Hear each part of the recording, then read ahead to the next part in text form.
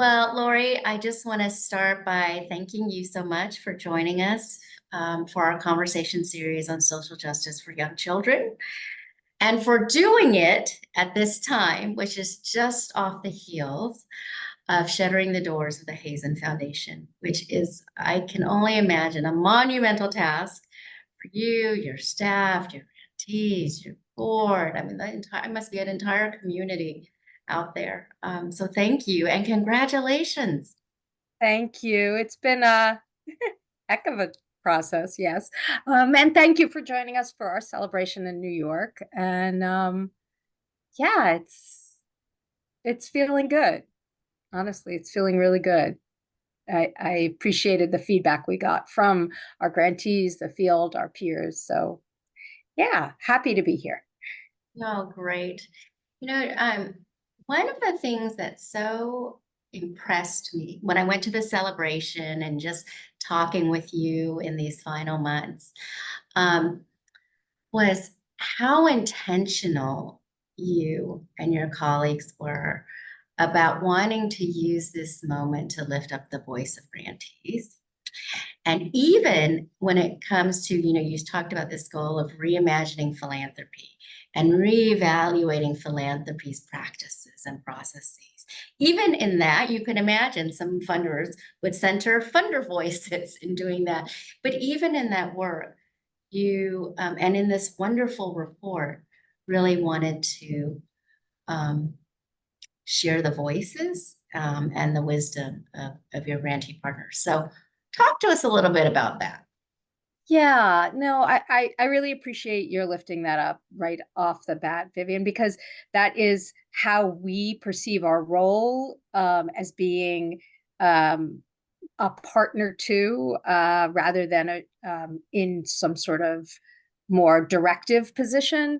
It's my predecessor at the foundation, Barbara Tavares, used to call it being on the bus, but not driving it, which is sort of an image that I hold to, to sort of form how we approach the work.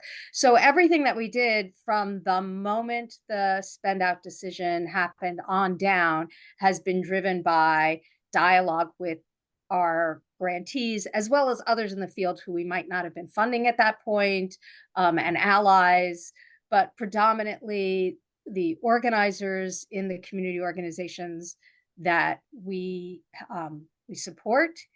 And so that meant that when we told them that we were spending out, it was, we're going to do this. We're going to be gone in 5 years. I don't know how we're going to do it because we can't tell you because you need to tell us what we should be doing. And we really stuck to that throughout. Um, and then at the end, the final report that we did, as you mentioned, it's all grounded in a set of interviews and focus groups and other ways of gathering data directly from the grantee community and sharing that as an opportunity for grassroots organizations to speak directly to philanthropy. Because to me, that's far more meaningful than anything we could put out there that's just about us. Yeah, I had this visual image as you were talking about you having a megaphone as a philanthropy and then handing it to your grantees. Such an organizer kind of image there. I love it. Yeah. I'm like, here's the megaphone. Let's set up the speaker system for you. I love that. Actually, I might have to steal that. Feel free, feel free, feel free. Well, I do want to dive into the content of what was in that report and what the grantees wanted to make sure that other foundations knew. But before I will do that, I think people are going to be dying to hear about how the Hazen Foundation came to this decision to spend down. And I just want to preview my question by saying, I remember in those years, especially around the pandemic, early years of the pandemic, so many philanthropy folks kind of wringing our hands and being so concerned, and lots of questions about how do we get more money out the door? How do we do it quickly and rapidly? Um, But I'm kind of picturing you and your colleagues in the midst of that kind of a situation. And boy, really taking that conversation and making it so much bigger. So the decision actually happened just before the pandemic, which is kind of interesting because obviously our imagining what that could be shifted dramatically in 2020. But the process to come to the decision was catalyzed in 2016 after the national elections, at a time when the grantees and the organizations that we support were really traumatized, and their members were traumatized. And I think that one of the most compelling moments for me was going to a site visit in Denver and meeting with a bunch of young people, students in high school and some in college, but mostly high school age, and talking about their very real fears, like, I'm going to go to school, I'm going to come home, and my parents are going to be gone, because they were in mixed status families where their immigration status was unclear, or their parents didn't have papers, or they didn't have papers, or they were on DACA. And at that time, that's kicked off this real questioning of their legitimacy in our society. And it was very frightening. Was ICE going to do a raid at their school? And the same thing with young people who were, questioning gender identity or their sexuality, where they they were really frightened. And as we know now, it drove an increase in suicide in that population, which is already a huge problem. So, and parents voicing the same kind of fears about um, wanting to be sure I'm home for my kids when they get done at daycare or school or whatever. Um, and realizing that for them, this was a moment not to slink back into the shadows, but to step forward with even greater commitment. And then looking at our sort of very comfortable positions, nicely paid, we have benefits, we go to a nice office, we give away our 5% every year. Is that really meeting the moment? And is that displaying true partnership? So that was the beginning of the conversation. It took 2 years of very deep work. And I have to say, this is a 100-year-old institution. So the emotions involved in making the decision to spend out were far more than I had imagined. I just hadn't calculated for that. Luckily, I had a wonderful consultant, coach and facilitator who was like, "Lori, slow down, like, there's lots of feelings here, okay?" Um, Yeah. so that's what catalyzed it. And then in 2019 was when the board, came to full consensus. It was across the board, full agreement on the decision. Um, and within 2 weeks of that meeting, I had called every one of our grantees personally to say, we're going out of business, and I don't know what that's going to look like, but I need you to be our partner in figuring it out.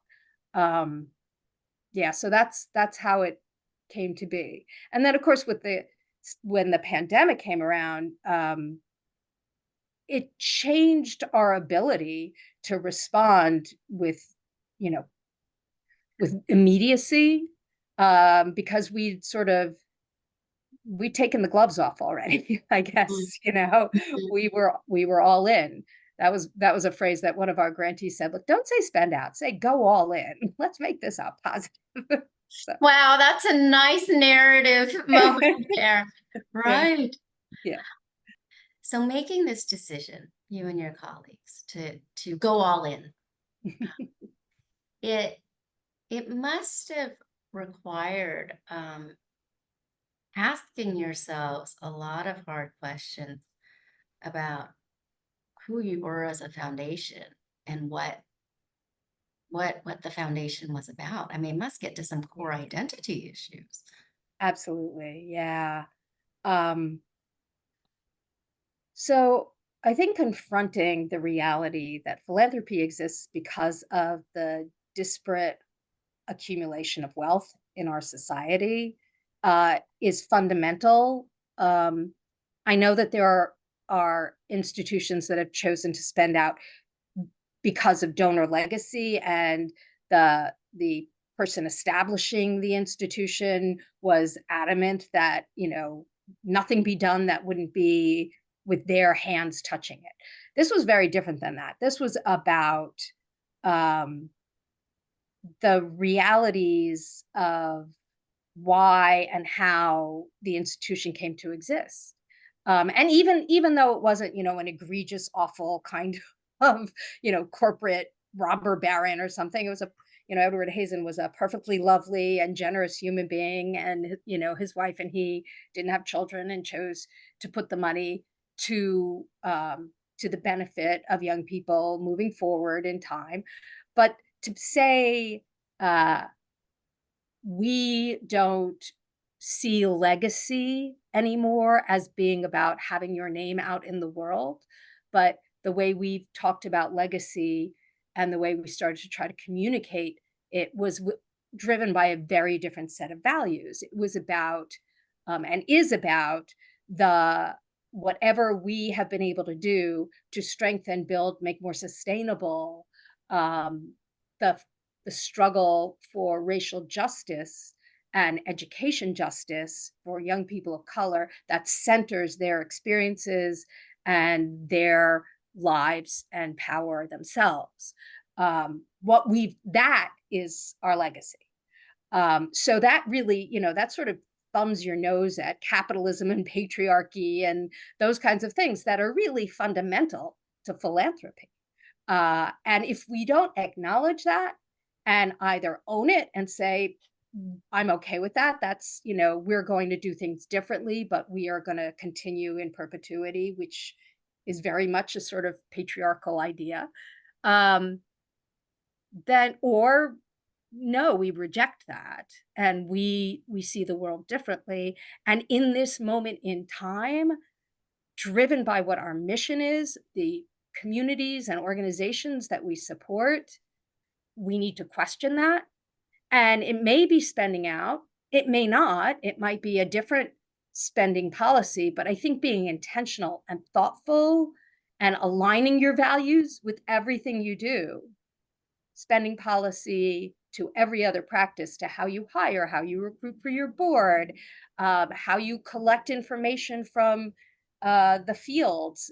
We don't do written proposals anymore. We stopped doing that. We have a very rigorous interview protocol with, kinds of social science indicators that we measure it on afterwards and whatever.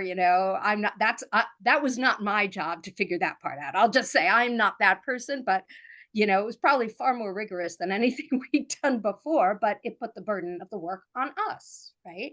So again, the values of recognizing that in our institution we had resources and skills, and why would we expect these organizations to replicate those and put resources towards a set of activities that really weren't fundamental to their mission.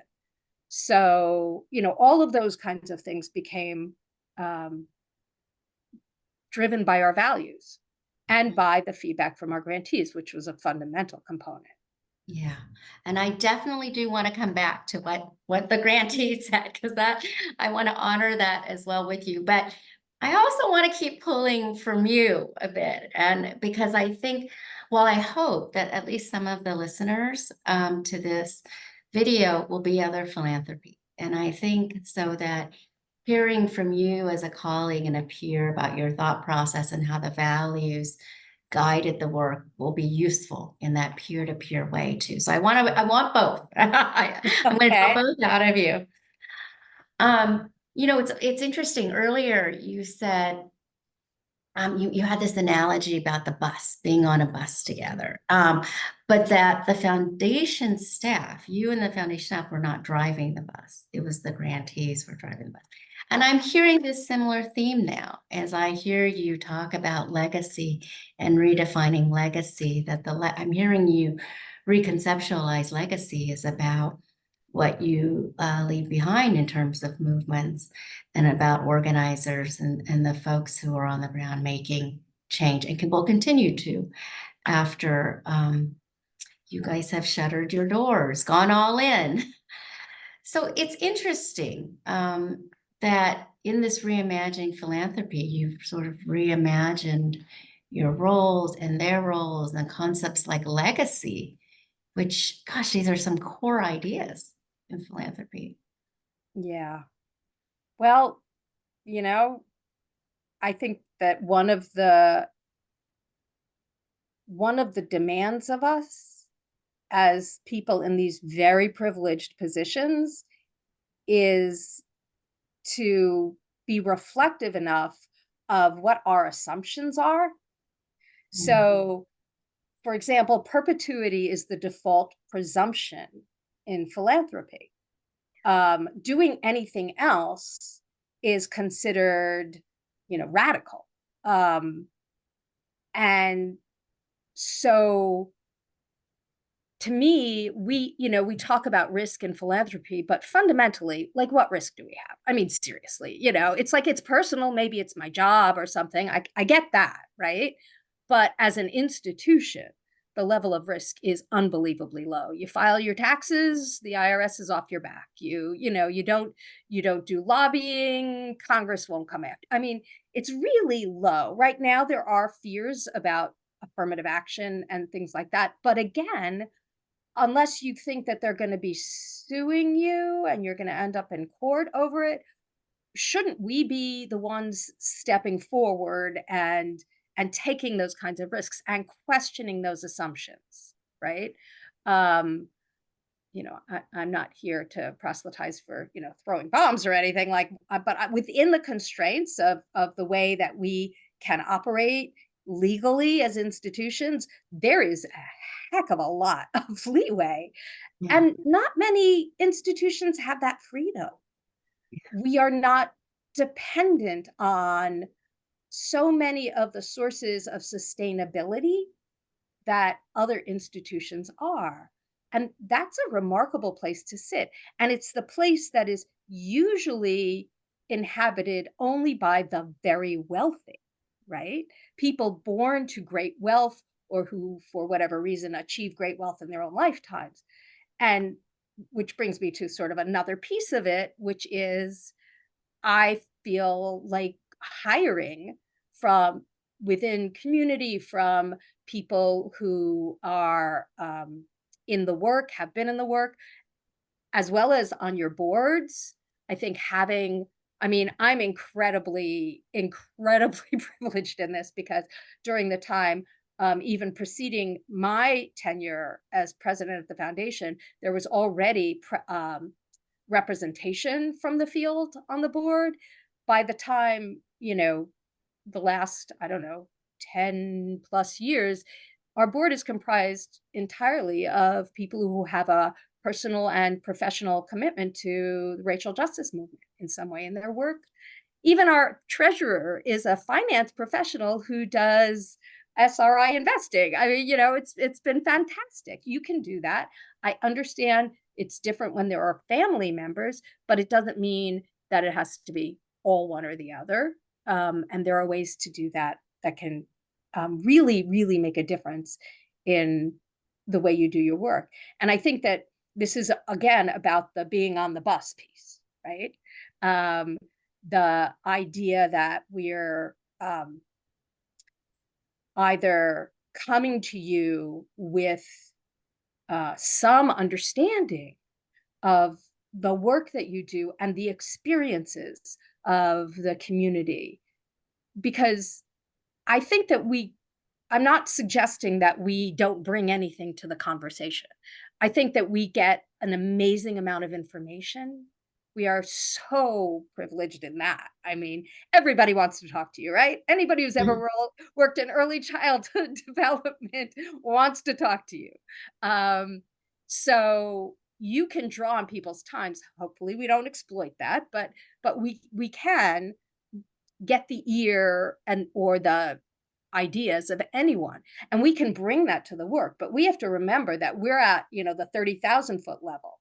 And there's this idea of those closest to the pain developing the solutions and the responses. And we firmly believe in that.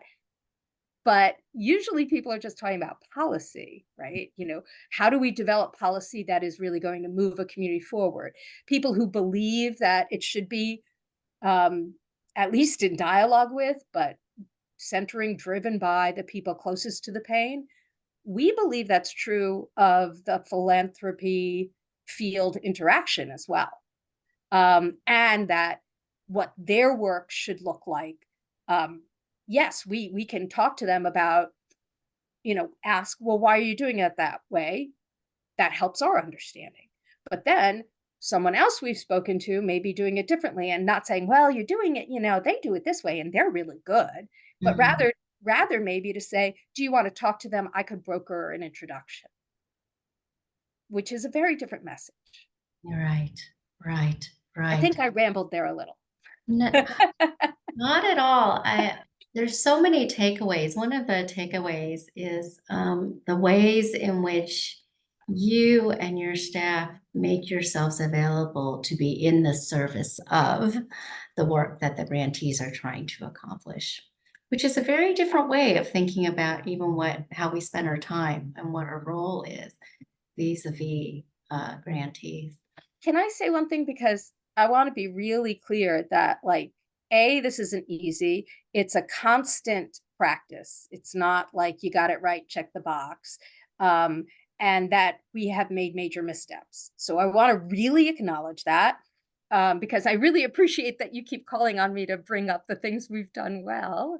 But I'd just like to tell a story about something that I learned that sort of like was an aha moment, as they say. So I said I made these phone calls within 2 weeks of the board making the decision to spend out. And these were organizations, some of them that had, 15-year funding histories with the institution, with Hazen. One of which when I was the education program officer, had given them their second grant. And they basically had like rented a desk in another organization's offices, and they were struggling to just get started, and it was three parents, and the woman who was the executive director and continued on as they grew, um, took the opportunity of that phone call to point out something that we had been doing that really didn't work. And like, at the time I was like, oh, but I really appreciate her stepping forward in that moment. So even before the spend out decision, we had been doing multi-year general operating support, which is, I think, sort of a gold standard in philanthropy, because well, there's tons we could talk about that. That's a whole other post for you. Um, but the way that we did it was, when the board approved a grant, we'd get on the phone with the grantee. We'd say, okay, you have a 4-year grant of X dollars a year, and you'll get the contract for the first year, and then you get the contract for the second year, et cetera. And to us, that was a technicality driven by our accounting practice. Mm, Well, it turns out for this person, and I would say probably others as well, that didn't feel like multi-year support, mm, because they had a contract that only legally bound us to 1 year. And mm, despite the level of relationship that we developed, and the fact that, we could talk about so much that, about what was happening in the organization, the good, the bad, the ugly, the challenges they were, finding, the successes, everything. She had never before felt like she wanted to say that to me. I mean, she mm, probably wanted to, but that she felt like comfortable saying it until that phone call. And that really opened my eyes both to, I thought I had gotten to relationship with her, right? mhm. I did and I didn't. Yeah, yeah. I thought that we were doing multi-year general operating support, and we weren't.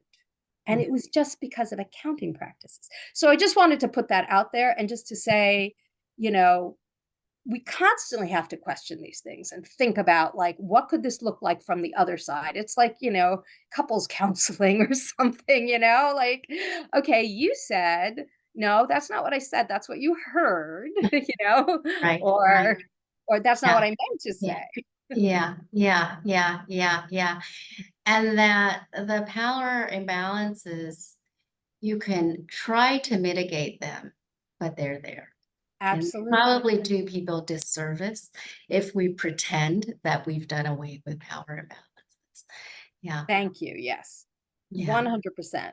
I just have to say that's something we hear more about than, I mean, power obviously in the relationship, and often that if somebody's trying to sort of, ignore it, it doesn't go away. Acknowledge it, use it productively, because that power extends beyond the grantee, but know that it's there, and work to mitigate it actively. yeah, yeah, yeah. Because how can you work to mitigate it if you don't acknowledge that it exists? Sounds like racism. Yeah, yeah, yeah, totally. So one of the things that also comes up in your report that your grantees talk about is confronting philanthropy's charitable mindset. Right. So talk to us a little bit about what you learned from them, what they said, um, Yeah. and what is suggest for what philanthropy could do differently. Well, I think you named it. The fundamental piece about charity is one party has power in the relationship and the other doesn't. Um, Alms for the Poor is not about building their political power to change the system. It's critical that people have food to eat, and it's critical that we change the circumstances that led to the the moment where they don't, and whether that's public policy or whatever the point of intervention ultimately is. um, and it's the same thing with charity that's about the amelioration of circumstances, uh, is not going to change anything. And as the provider of alms, you continue to be in control. You get to decide often how it's spent, in sometimes microscopic detail. You take the agency and will away from the party that you're giving the charity to in that way. Um, and to me, that's anathema to any kind of social change approach or intention. Um, I think that we will always have charity. I think that that's probably likely to be a component of society, certainly throughout my lifetime, and I expect beyond, because getting to utopia might take a minute. Um, but that's not, to me, the the greatest benefit of institutional philanthropy. I think that it's personally, I think it's the role of government to take care of the basic needs of people. But until that day, um, you know, people helping out at their house of worship, or, giving to someone on the street, or making a donation to whatever charitable organization moves them. There's nothing wrong with that. Um, but it's not the same as trying to bring about structural systemic change that will change the conditions that create the need for charity. And if we're not trying to do that as organizational philanthropy, I, I'm kind of sad. Like, then we're just spinning our wheels. Yeah, yeah. What do you think makes it hard for even those in philanthropy who want to do this work to be successful at it?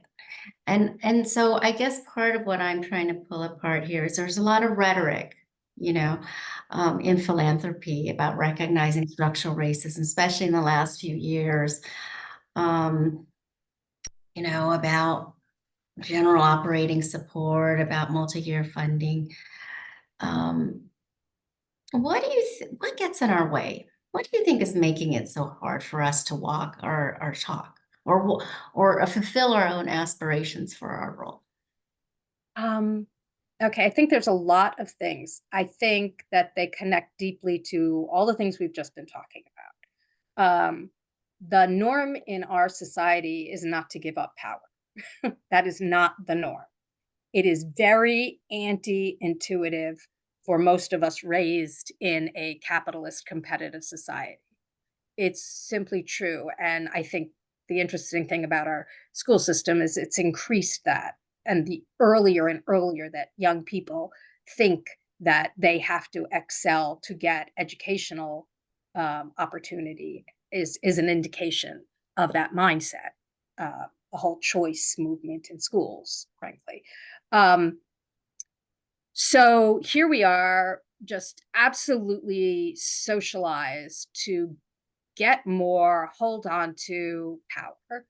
And in order to do the work that you're talking about and that we are striving for, we have to give over power when we can, acknowledge that we have it, and actively every day in every interaction work to mitigate it and to acknowledge it and be honest with the other party, um, rather than to wield it. Is really not normal.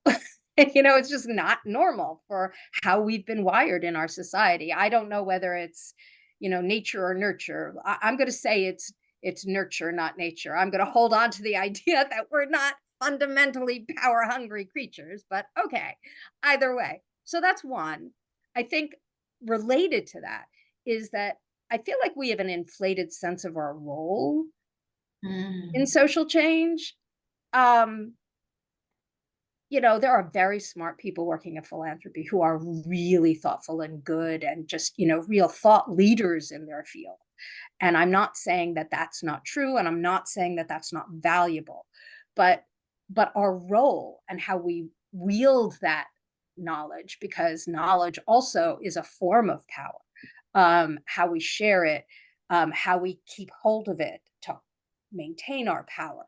All of that, I think, needs to be questioned and isn't usually questioned. I think that we also, again, in terms of our role and our inflated sense of it, um, to me, that speaks to either a distrust of grantees and potential grantees, or a judgment of somehow their lesser level of analysis or something, right? Like we know better, very mm, paternalistic, right? mm, Um, and again, it is very, very hard to question that kind of thinking.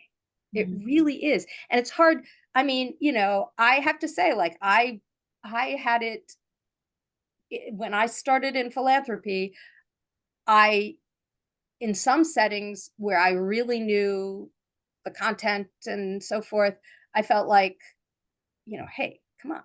I got this." Like, and then in other settings, I was lucky enough to have a portfolio that included work and places that were fundamentally out of my experience. And so the notion of entering that relationship as a learner, um, was more natural. But even in those situations, I often felt like I couldn't let them know, right? We have this idea that we should go into these relationships with, um, potential grantees and the field that we're supporting, as if, like, we're on top of it. Like, we got this, like, because we control resources. And, just I just remember feeling like, my gosh, they're going to look at me and they're going to say, in those settings where it wasn't my milieu, wasn't my knowledge base, they're going to be like, this is who's going to decide whether my proposal even just goes to the next level, right? Really? And we got to get out of our own way and say, yes, I am the person who's going to make the decision, but this is how I make that decision. These are the, objective criteria. There is a subjective component. I can't pretend there isn't, but objectively, these are the things that I'm looking at. I'm going to give it to you in advance before I even sit down with you so that you aren't surprised by what I'm interested in knowing about. You can drive the conversation. I can I can say, this is new. This part of the work is new to me. Um, and I'm hoping that you're going to help me do the best job that I can do. Otherwise, you know, you're never going to learn how to do it well. Yeah, right, right. And learning from grantees Yeah. or even learning from prospective grantees um, about how to do our jobs better or Yeah. better understand the landscape or the needs. Yeah, yeah. Yeah. So let's dive more into what you heard from your grantees. Maybe as part of pulling together this report, maybe over a longer time period. What did they say, Lori? We want you to amplify this message. What came out for them? I think you hit on some of the big ones, Vivian. I think you read that report, didn't you? I sure Carefully. did. I read it very carefully. You did, and I think we tried really hard to pick out the pieces that we heard the most, that were we felt like there was a lot of energy around. I think the honesty around power, so important, and particularly our grantee community, we're talking about organizers. Power is like their bread and butter, so they're willing to name that, and they see it, and they can identify it in that way. But I do think that even if that word isn't used, that there are others who are not organizers, who are in nonprofits, who have similar experiences, even if they don't have the word to use, or maybe the willingness to use the word. So that's one thing we heard just so much about. Another thing that we heard was the sort of disarming approach of that we tried um, to engage with. So, we used one of the techniques of relational organizing. We, when we would meet with a group or a new grantee or anyone that we hadn't personally had contact with, we start with telling our story, um, and humanize ourselves and invite them to do the same without requiring it, but make an invitation to do the same. And then we would go into the meat of the meeting, right? That's one thing I think made a huge difference, and that people spoke to the way that humanizing ourselves and then sharing our constraints was another thing. So we shared our constraints all the time, whether it was, you know, personal constraints. I've got elderly parents. I don't know that I'll be able to XYZ. Have a caretaking, just not oversharing, not asking for sympathy or anything. Just this is the reality of my schedule, right? Yeah. Um, and also our institutional constraints. I think one of the things that we heard a lot was, philanthropy is kind of like this black hole. You send paper into it and don't know what happens. And then something spits back at you, a yes or no. And then you don't know it's, it's the work to shine a light on all of that.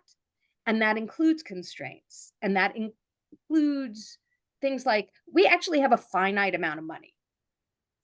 Hard to believe. It's a really big number for anybody, that I know in the world, even though we're a very small foundation in relation to a nonprofit community, unless you're funding, really large nonprofits, I guess. It seems endless.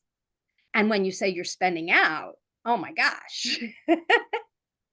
like dollar signs everywhere. I can't tell you how many calls I fielded that first year of, and had to Mm, say, like, we're not going to actually be able to do that, and this is why. And part of that is, well, we are focusing our resources on grassroots community organizations, or you know, whatever, but being really clear as soon as we could. So we, from the beginning, we tried to, this is how much money we're going to have. We can fund, for example, a decision point is, do you do fewer larger grants or more smaller grants? And we got a very consistent answer on that, which was very movement grounded, which I really appreciated. Because remember, if there's fewer grants, each organization's likelihood of getting funding is lower. Even if you think you're the best organization, just mhm, mhm. having them recognize that you're the best Yeah, organization is lower. But they consistently told us that it is more important to have powerful organizations than to have lots of under-resourced ones in order to really move the struggle for social and racial justice. And I was like, okay, you got it. Done. We did the same thing for our capacity building work, uh, grouped peer groups based on topics that they wanted to learn more about, and gave them a budget. You can bring in a consultant. You can do, I mean, whatever you want with it. One group decided to compensate the organizations for the staff time. Um, so, what we got back was that put the power back in their hands, right? And it made them trust us more, because they understood us as people, and they understood us as having their backs. yeah. So this is a question that was not on the pre-list, Lori, but here's my wild card question. And it's because I was just talking to someone um, who does organizing work in the field, both, but at the more local level as well as the federal level. And they were talking about movements needing to be able to fail forward Mm, and the ability to try things, especially in the moment that we're in, which is so difficult. Um, how do you respond to that? How do you think about yes, yes, yes. Big capital letters, lots of exclamation points, bold face type. that? Um, you know, it took a long time to get here. It's going to take a while to fix it. 400 years, of slavery. It's not going to take overnight. And, again, all the other issues that drive structural inequity and injustice. Um, I think that this again follows the risk aversion that lives in philanthropy, and I think unnecessarily so, because it leads to decisions that are you know that are harmful to movements. That includes movement capture, where um, the movement has a bigger vision than the funder can see, and says, no, just focus on this little piece. I mean, we know that about the civil rights movement being narrowed away from things like uh, the dangers of law enforcement and economics and things, and focusing on education, which, believe me, I'm thank you for the education stuff, and we're still not there, um, but they had a much broader vision than um, schools and neighborhoods. They wanted, people should be able to live in. So that kind of problem comes about. And then also the project grant problem, you know, again, presumes that we know what's going to work best, and that we don't think that the world might shift and change in the interim. As you said, if anybody lived through the pandemic as a funder and thought that, like, hello, I mean, come on. I know, for example, during the pandemic, well, I put out a piece because I was just like, really, people wake up. Um, and one of the things that um, that I heard that colleagues were doing, which really upset me, was instead of just saying, I know it's a project grant, it's general support, just do what you need to do right now. They said, okay, you can have an extension in time for the project. Okay, fine. So what do I do now? I'll hold the money for the project when we can do it, but like, do I just fire my whole staff? Do we end our support for the community we work in? Do we, like, seriously? Right, right. And we pivot to meet the moment. Yeah. Yeah, I mean, nobody was telling foundations to lay off their whole staff during the pandemic because we weren't doing site visits.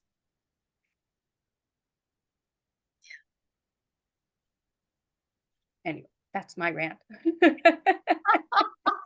Well, I got the cue, the time cue. We have Okay. 8 minutes left. I do have other questions for you, but I want to make sure that we've talked about what you want to talk about and that you've had a chance to share what you want to say. Or hand that you've got the megaphone on behalf of the grantees that you have talked to for many years, not just as part of this spend down or going all in. I'm going to try to change my phraseology there. It's Um, hard. I admit it's hard. it is hard. Um, so what more would you like to add to this conversation? Because I know you'll be around, Lori. So there will be what we will hear from um, you. Thank you. I want to say thank you for because I know from the first conversation we had since you've been in this role that you are really striving to learn in order to be the best partner you can be to the people who fundamentally will be affected by the work that you do in early childhood. So first, I want to say that um, because that's really exciting to me. It is, and I know that that's hard to do. So thank you for that.